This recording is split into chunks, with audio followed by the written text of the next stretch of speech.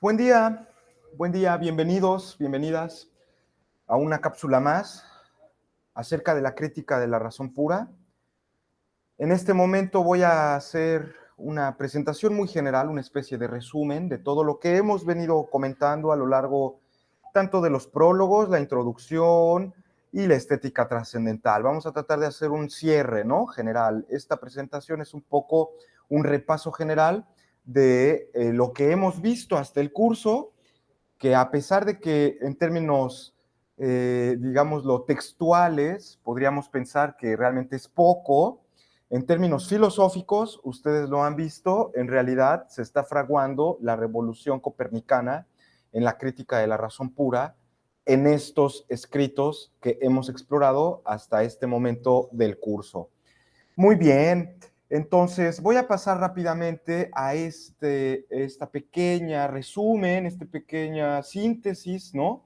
Acerca del pensamiento contenido en la crítica de la razón pura. Espero no sonar muy aburrido, pero bueno, voy a pasar muy por encima sobre ciertas cosas que hemos platicado ya y bueno, pues solo son algunos puntos generales. Entonces, en primer lugar, habría que tener algunas nociones preliminares, ¿no? Es una cosa muy, digámoslo, compartida, es un lugar común, el hecho de decir que, por ejemplo, la filosofía kantiana es como una especie de cruce o de síntesis entre el racionalismo, particularmente el racionalismo francés, ¿no? O incluso el racionalismo leibniziano, y el empirismo, digamos, particularmente la filosofía de David Hume y de John Locke, ¿no? Entonces, bueno, a veces se cree que la filosofía kantiana es un poco un cruce de ambas, ¿no? Y efectivamente, ¿no? Esa es una de las lecturas que se ha hecho. Bueno, y también otra cosa que hemos también comentado es que, digamos que hay un momento filosófico, histórico, que es muy relevante, sumamente importante, y que ustedes pueden ver que el propio Kant da cuenta de ello en los prólogos. Es decir, por una parte, las ciencias, la ciencia moderna, particularmente la física, la astronomía, la física planetaria, estaba en una época de máximo esplendor, lo habíamos visto en alguna clase con Isaac Newton, que dedicamos algún tiempo para su obra, y bueno, pues mientras que por otro lado, la metafísica, es decir, el conocimiento filosófico por excelencia, pues se encontraba en una crisis realmente muy terrible, ¿no? Entonces, bueno, un poco para dar cuenta de esta circunstancia, la crítica de la razón pura se pretende ser un análisis de las condiciones que permiten el conocimiento, ¿no? Entonces, bueno, pues ya lo sabemos también. Además, existen dos versiones, dos ediciones de la crítica de la razón pura, con esta abreviatura, Kritik von reiner Vernunft, KRV, Crítica de la Razón Pura en alemán, ¿no? De 1781, la primera edición, que es a la que más nos hemos dedicado nosotros en nuestro curso, y la edición segunda de 1787, ¿no? A la que le vamos a dedicar también una parte, pero no le hemos dedicado como le dedicamos a la primera versión, ¿no? Entonces, bueno, estas son algunas cuestiones preliminares y como ustedes lo vieron, también la filosofía kantiana está llena de distinciones, llena de clasificaciones, llena de listas, de tablas, etcétera. Y bueno, habríamos aquí que tener esta idea muy clara, ¿no? Acerca de la distinción, el conocimiento que establece Kant entre el conocimiento que podemos tener a priori y el conocimiento a posteriori, ¿no? Es decir, el conocimiento a priori es un conocimiento cuya validez no depende de la experiencia, que es universal y necesario, mientras que el conocimiento a posteriori es un conocimiento cuya validez se basa en la experiencia y cuyos saberes o cuyas verdades son particulares y siempre contingentes. Aquí pongo yo dos ejemplos, ¿no? Digamos, de saberes a priori, son conocimiento a priori. El cuadrado de la suma de la hipotenusa es la suma del cuadrado de los catetos. Es el teorema de Pitágoras, ¿no? Lo sabemos, pues es el cuadrado de la suma de la hipotenusa, es la suma del cuadrado de los catetos, pues ahí tienes el teorema de Pitágoras y solo tienes que tienes tú la verdad de eso, independientemente de si existen o no existen triángulos en el mundo físico, ¿verdad? Porque es una cuestión cuya verdad no se basa en que nosotros hayamos o no experimentado triángulos. Mientras que por otro lado, por ejemplo, el juicio a posteriori que tengo de este lado, los alumnos de esta clase no han leído los textos. Bueno, la verdad o la falsedad de esos juicios o de este conocimiento, pues depende de un hecho concreto, ¿no? Efectivamente, si realmente ustedes, mis estudiantes, pues no han terminado de leer la crítica de la razón pura, las secciones que ya hemos avanzado, ¿no? Entonces, bueno, esta distinción entre a priori y a posteriori es a través no solo de si están basados en la experiencia, sino sobre todo en que los primeros son universales y necesarios, es decir, los conocimientos a priori tienen esa categoría de validez universal y necesaria, mientras que los conocimientos a posteriori, pues no, no son universales, son particulares y no son necesarios, son contingentes, ¿verdad? Porque no todos mis alumnos que han tomado clase de Kant conmigo, pues han leído sus textos, ¿verdad? No todos, algunos, sí, algunos no. Bueno, en fin. Mientras que negar, fíjense, lo que el cuadrado, no es cierto que el cuadrado de la hipotenusa de la suma del cuadrado de los catetos, negar eso, pues estás negando una verdad matemática que es necesaria, lo que quiere decir que cuando tú niegas eso, caes en una contradicción lógica. Es decir, que algo sea necesario, lo que nos dice es que su contrario es imposible. Es imposible que así sea. Muy bien. Bueno, bajo dicho esto, la distinción entre a priori y a posteriori, pues tendríamos más bien como una especie como de criterio, ¿no? Que aparece en B5 para saber cuándo estamos frente a una proposición a priori y cuándo estamos frente a un enunciado o un juicio a posteriori, ¿no? Y fíjense lo que dice Kant. Si una proposición, al ser pensada, es necesaria y universal, entonces es a priori. Como por ejemplo, todo cuerpo ocupa un espacio. Aquí Kant nos sugiere que pensemos la idea de un cuerpo. Vamos a pensar en un cuerpo, pero que le quitemos todo lo que, por ejemplo, podamos, como su color, el tipo de color, ¿no? Bueno, pues un cuerpo café, quítale el color, su dureza, es decir, si es blando, si es duro, su peso, su consistencia, si es aguado, si es más sólido. Y si tú le quitas todo eso, sin embargo, aún va a quedar en la idea de cuerpo el concepto de espacio. Para Kant es imposible, lógicamente, pensar un cuerpo que no ocupe ningún espacio. No solo para Kant, vamos a hacer el esfuerzo nosotros. Pensemos un cuerpo, cualquiera que sea, no importa su forma, no importa su tamaño, no importan sus propiedades, pero que no esté en el espacio. Pero sí podemos imaginar lo otro, ¿no? Un espacio en el que no haya cuerpos. Bueno. Entonces, establecer los límites de esta clase de conocimiento a priori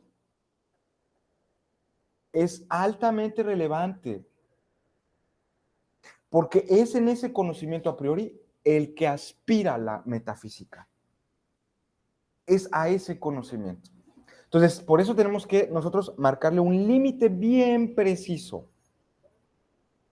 Es muy relevante para la razón saber cuándo su propia naturaleza contradictoria la lleva a perderse en los oscuros terrenos de la metafísica. Es muy importante saber cuándo la razón tiene conocimiento cierto y cuándo hace conocimiento aparente. Muy importante, ¿no? Muy bien. Entonces, además de esta distinción entre analítico y sintético, también vamos a establecer la distinción que ustedes, perdón, entre a priori y a posteriori, perdón, también vamos a establecer la distinción entre los juicios que son de dos clases. Juicios que según Kant representan el pensamiento, ¿no? Para Kant, juzgar es igual a pensar, es el enlace entre dos conceptos, ¿no? El enlace entre el sujeto, el concepto del sujeto, y el enlace del concepto del predicado a través de la cópula es, ¿no? La luna es de queso. Dos conceptos, luna, sujeto, queso, y los uno. Eso es un juicio, y según Kant, eso es pensar. ¿Qué pasa en esta clase de juicios en los que hay un enlace entre conceptos? Bueno, pues también tenemos dos formas, ¿no? Unos en los que el enlace entre el concepto del predicado y el concepto del sujeto no añade ningún contenido a nuestro conocimiento. Como dice el propio Kant, en los juicios analíticos, el predicado está contenido, y aquí la palabra contenido en latín, la voy a usar en latín porque Leibniz emplea este término para hablar de las verdades de razón y las verdades de hecho. Y el término es in esse, I-N-E-S-S-E, in esse, que se ha querido traducir como inherente, pero aquí hay una raíz latina que es la de S, E, S, S, E, que no es otra cosa que esencia o ser, ¿no? Esa inherencia, ese in esse, eso de que esté contenido el predicado en el sujeto, quiere decir que son idénticos. Por eso es inherente, es una propiedad inherente, como en el caso que yo les estoy poniendo. Los triángulos tienen tres lados. Es inherente, es una propiedad misma del triángulo tener tres lados. Lo contiene el concepto triángulo al concepto figura geométrica de tres lados. Y tenemos otros juicios, los juicios sintéticos, en el que el predicado, el enlace entre el concepto del sujeto y el concepto del predicado, ese enlace se da no a través de relaciones de identidad, sino a través, dice Kant, del principio de razón suficiente. El principio que opera en los juicios sintéticos es el principio de que toda verdad, para ser verdad, tiene una razón necesaria y suficiente de su verdad.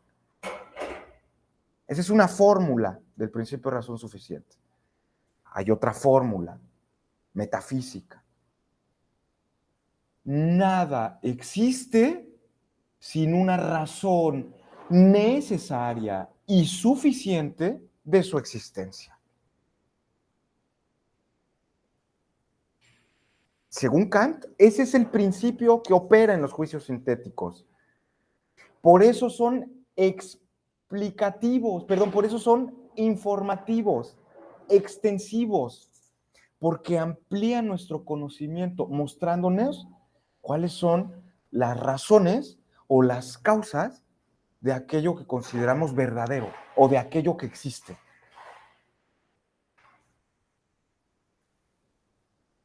Aquí, a diferencia del juicio analítico, el principio de enlace entonces no es el principio de identidad, sino es el principio de razón suficiente. Aquí el predicado no está contenido en el sujeto, añade algo más al predicado, perdón, al sujeto. Esta distinción obviamente tiene que ver con las relaciones de enlace entre sujeto y predicado, ¿no? Tiene que ver con la lógica de corte aristotélico. Podríamos criticar a Kant desde la lógica matemática, desde la lógica formal, claro, por supuesto. Ahora para nosotros la idea del pensamiento, pues tal vez ya no sea esa idea de enlaces, ¿verdad? Entre representaciones. Pero bueno, es un punto que tiene Kant a su favor, el hecho de pensar que el conocimiento es un enlace, es una síntesis de representaciones. Aun cuando en lógica ya no usemos la palabra juicio, ya no exista todo eso, ¿no? Entonces Kant va a creer que estos juicios sintéticos siempre van a ser juicios cuya verdad depende de la experiencia. ¿Ok? De acuerdo con esto, los juicios analíticos siempre serán juicios a priori, porque no necesitamos ir a la experiencia para saber su verdad. Mientras que los juicios sintéticos serán a posteriori, porque su verdad depende de la experiencia. Sin embargo, y aquí es donde Kant pone el dedo en la llaga, Kant cree que tanto la física como las matemáticas, la física de Newton, al que leímos hace poquito, y las matemáticas, la teoría acerca de los números, la aritmética, y la teoría acerca del espacio, la geometría, eran juicios cuya verdad se obtiene de la experiencia, cuyo enlace no es un enlace de identidad entre representaciones, sino es un enlace que opera bajo el principio de razón suficiente. Pero, es decir, se dan en la experiencia, pero cuya verdad no depende de ella. Es decir, son informativos las matemáticas, la geometría, no nada más me explican, por ejemplo, aquí con mi suma, 25 más 30 igual a 55, no nada más, esa relación de igualdad, vean, piensen, 25 más 30 va a ser nuestro concepto de sujeto. S le vamos a poner, 25 más 30 es S. 55 es P. Entonces, 25 más 30, S igual a P, igual a 55. La tradición filosófica creía que era un juicio justamente analítico. No me informaba nada más allá. El número 25, el número 55 está contenido en el 25 más 30, en el concepto de 25 más 30. Se creía que eran idénticas, ahí se daba una relación de identidad. Pero no, en realidad, ¿qué es lo que introduce Kant? Y aquí está su gran revolución con los juicios sintéticos a priori. No hay, a pesar de que este es un juicio universal y necesario, esta suma añade algo más a nuestro conocimiento. La idea misma de la adición, de la regla de la suma. ¿De dónde sacamos la regla de la suma? ¿De dónde sacamos la idea de añadir uno más a otro número más y a otro número más y a otro más? ¿De dónde aprendemos eso? Eso es algo que en un juicio de identidad no se pregunta, pero nosotros sí, porque somos kantianos, ¿no? Entonces, ¿de dónde sacamos de dónde sacamos la regla de 25 más 30? Si han leído a Kant, ¿me está siguiendo la pista? De la intuición pura del tiempo. que es una intuición, ¿eh? No es un concepto. Entonces, las matemáticas, ¿qué son? No son conceptuales, no son construcciones lógicas, es una construcción de la temporalidad, en el caso de los números, la regla de sucesión, uno más, uno más, uno más, pues así es el tiempo, ¿no? El tiempo se sucede, de ahí es de donde obtenemos la idea del número. Fíjense qué interesante es Kant, ¿no? Eso no es algo nada más conceptual. Las matemáticas no son conceptuales, se obtienen de la experiencia, del tiempo y del espacio. Pero su validez no depende de la experiencia, dependen de la razón. Por eso son sintéticos a priori.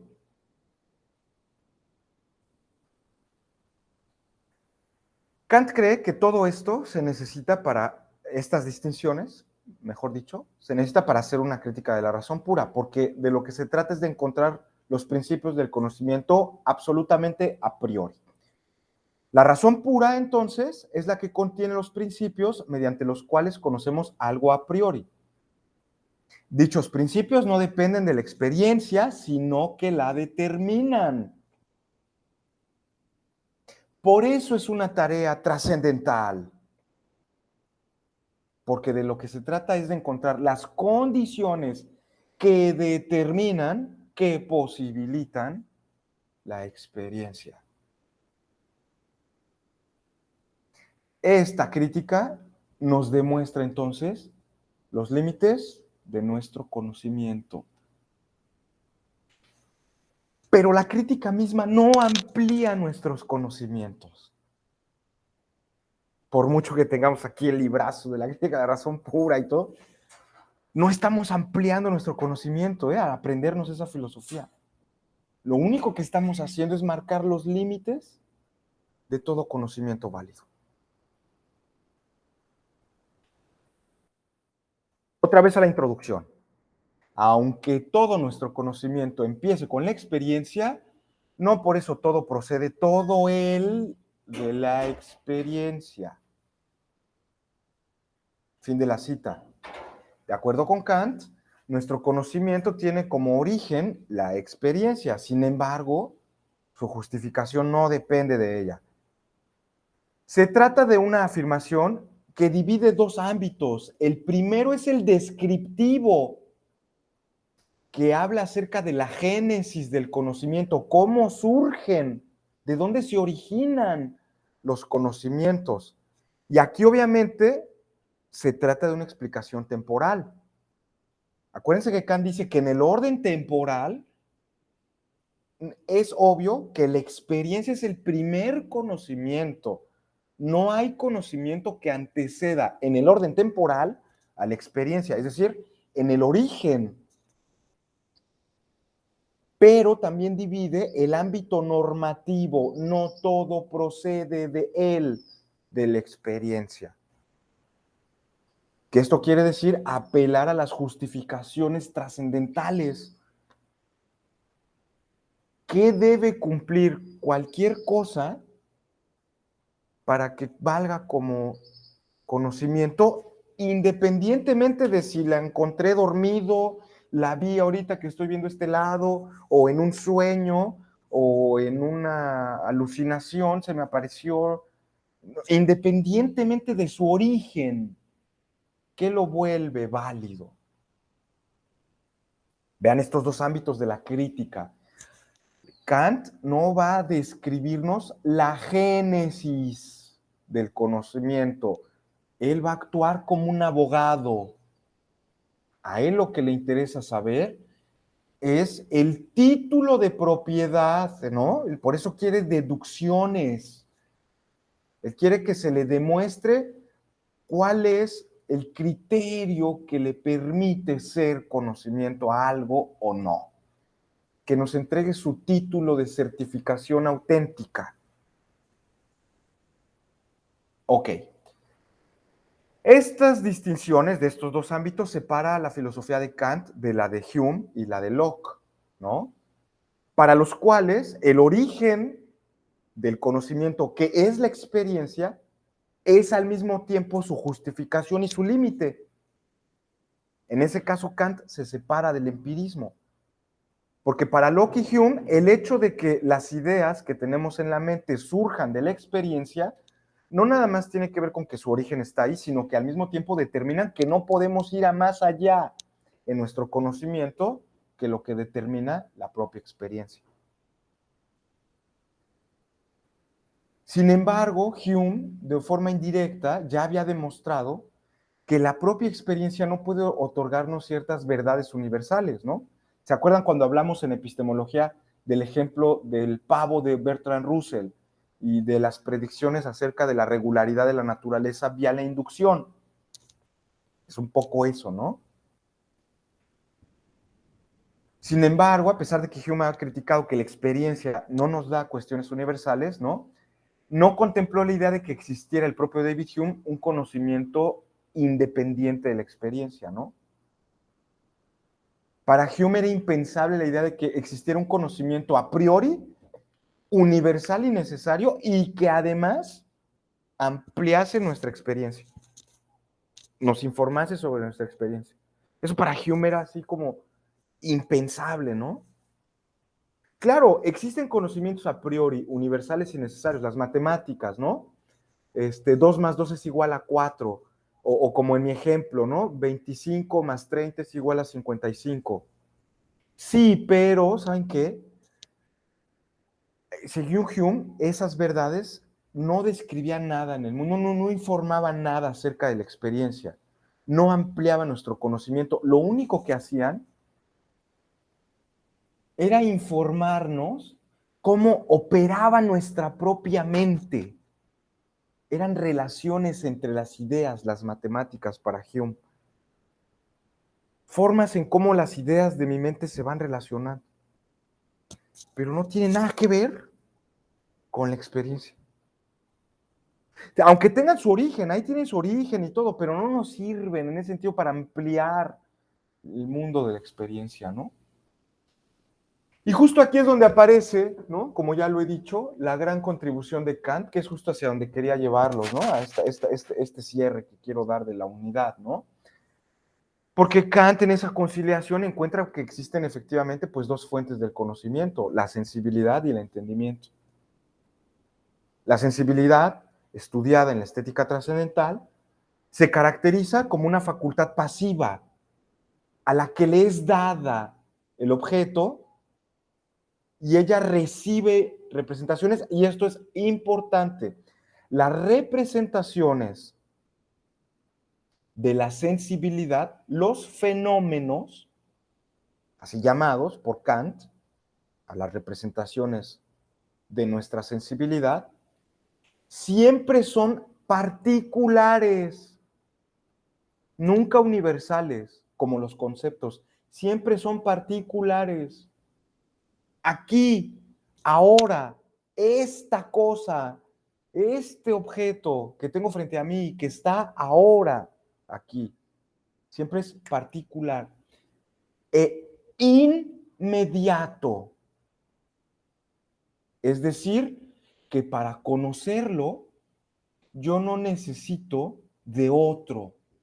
Se me da de forma no inferencial. El conocimiento que yo tengo de los fenómenos es directo.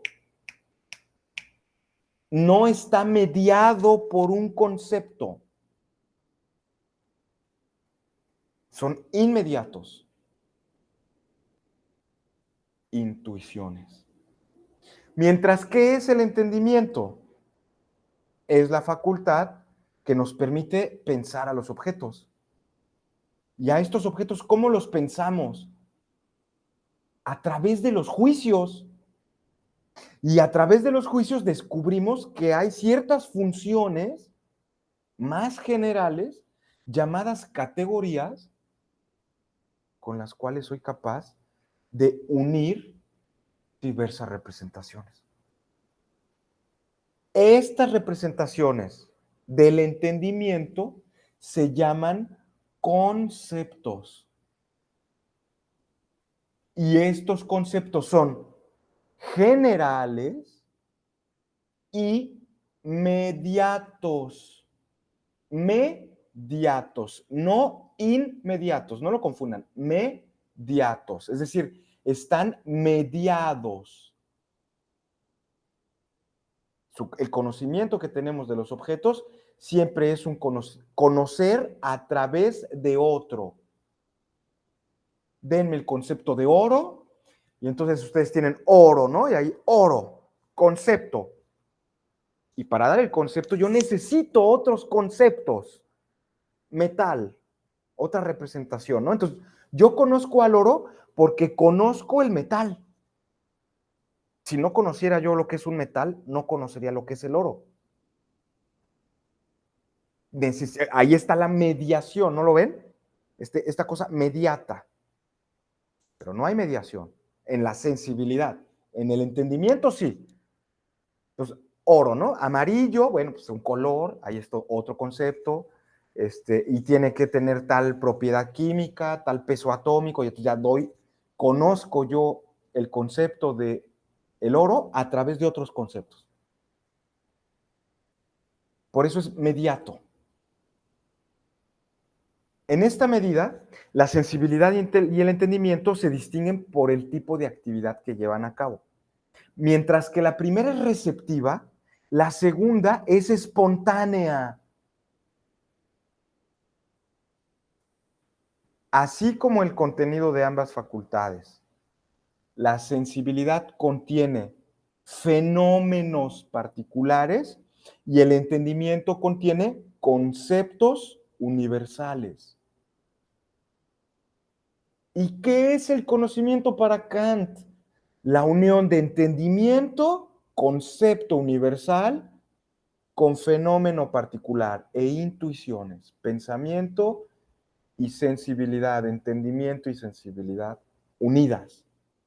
Si no, no hay conocimiento. Ni el solo fenómeno, ni solo lo inmediato, pero tampoco nada más lo puro conceptual.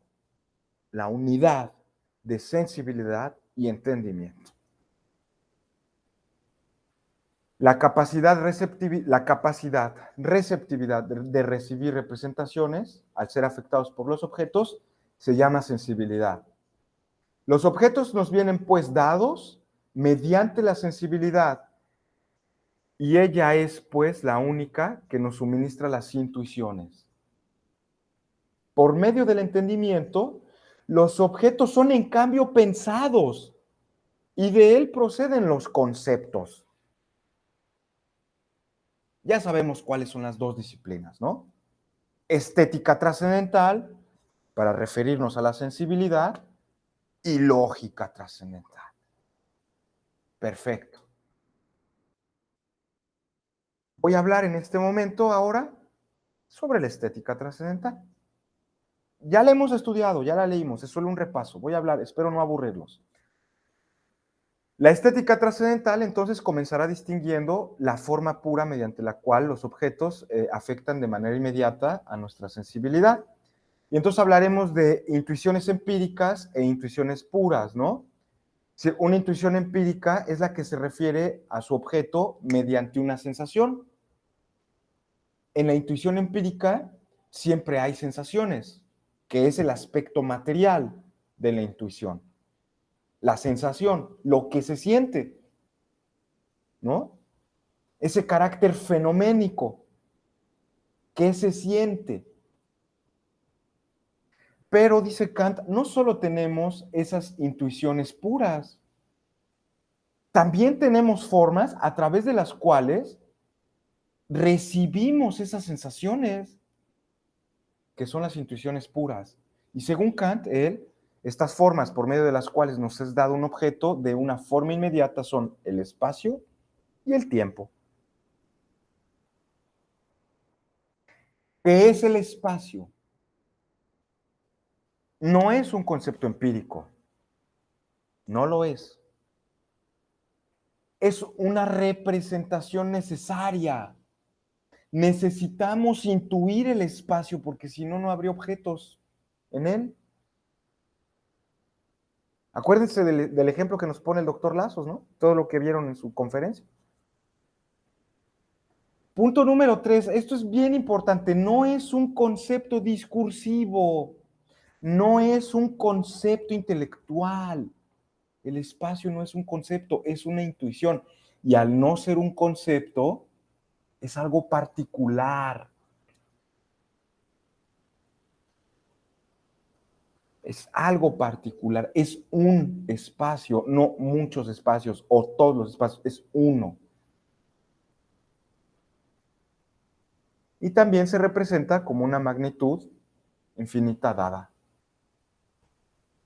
El espacio parece ser infinito. Parece ser. ¿Qué consecuencias tenemos de estas ideas del espacio? Bueno, que el espacio no es ninguna propiedad de las cosas, como piensa Newton. Que el espacio es una propiedad de Dios. Es el sensorium Dei, el medio a través del cual Dios nos percibe, según Newton. No, el espacio no es representación de ningún objeto, de ningún ser.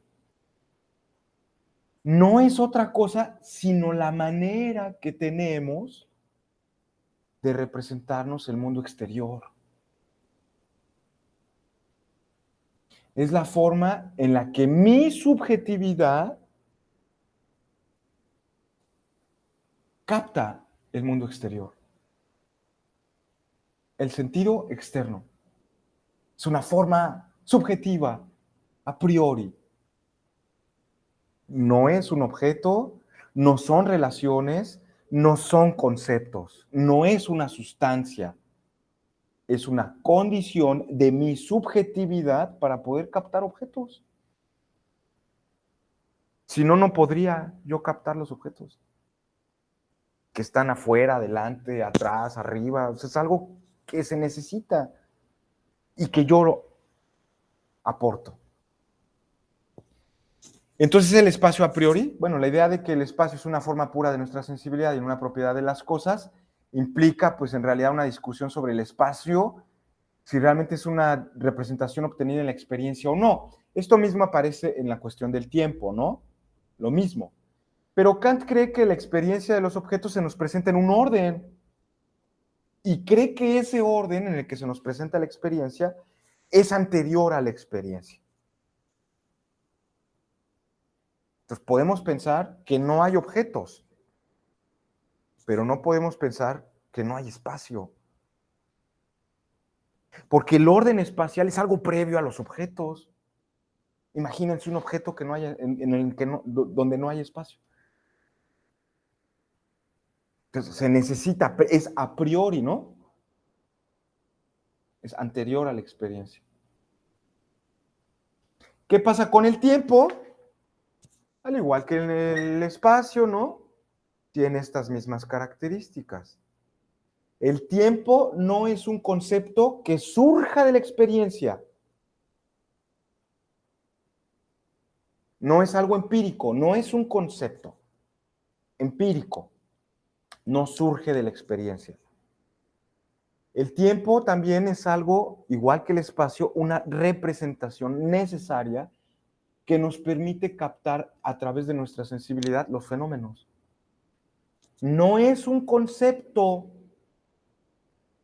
por lo que tampoco es general, es universal, ni nada de eso. Es un tiempo, hay un único tiempo, de la misma manera que hay un único espacio. Y también se le representa como una magnitud infinita, que está ahí.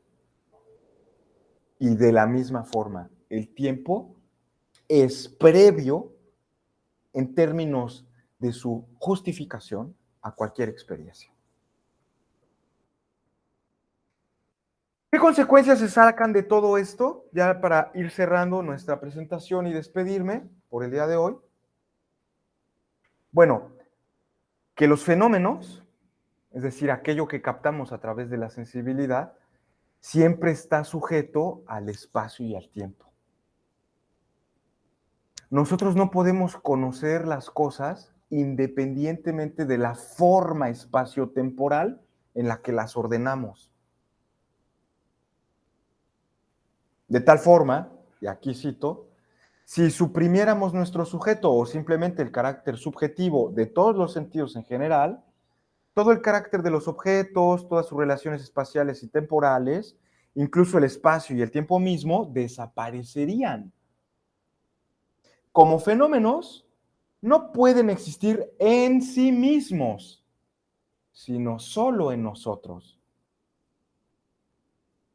Permanece para nosotros absolutamente desconocido que sean los objetos en sí. Hemos hablado lo suficiente sobre la cosa en sí, sobre la cosa de los fenómenos. Este es un punto central del idealismo trascendental kantiano, pero al menos esta cita nos hace patente que los fenómenos no existen en sí mismos, sino solo en nosotros.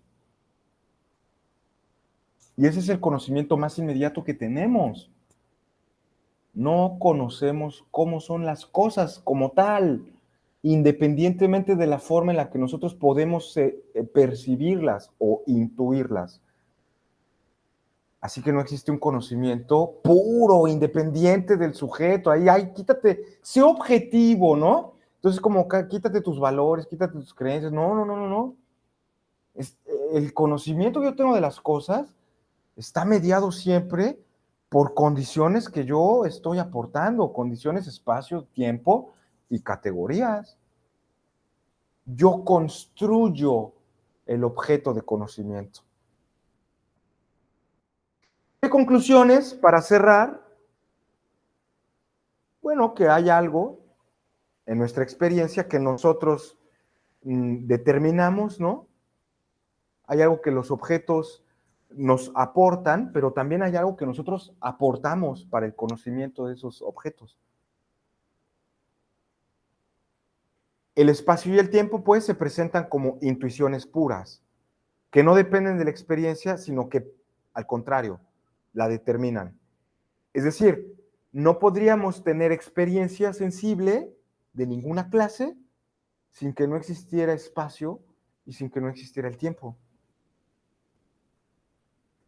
Y por último, esta es la gran conclusión de la estética trascendental, los juicios sintéticos a priori de las matemáticas, la aritmética, por ejemplo, y la geometría son posibles porque se justifican en el espacio y en el tiempo. En el espacio la geometría y en el tiempo la regla de la aritmética, los números, la regla de sucesión. ¿Cómo son posibles los juicios sintéticos a priori? Dice Kant en alguna parte de su obra. Bueno, son posibles porque los seres humanos tenemos espacio para hacer geometría como una forma a través de la cual capturamos los fenómenos y tiempo a través del cual ordenamos en una secuencia nuestras intuiciones.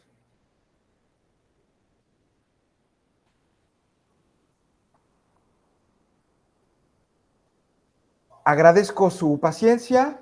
Muchas gracias.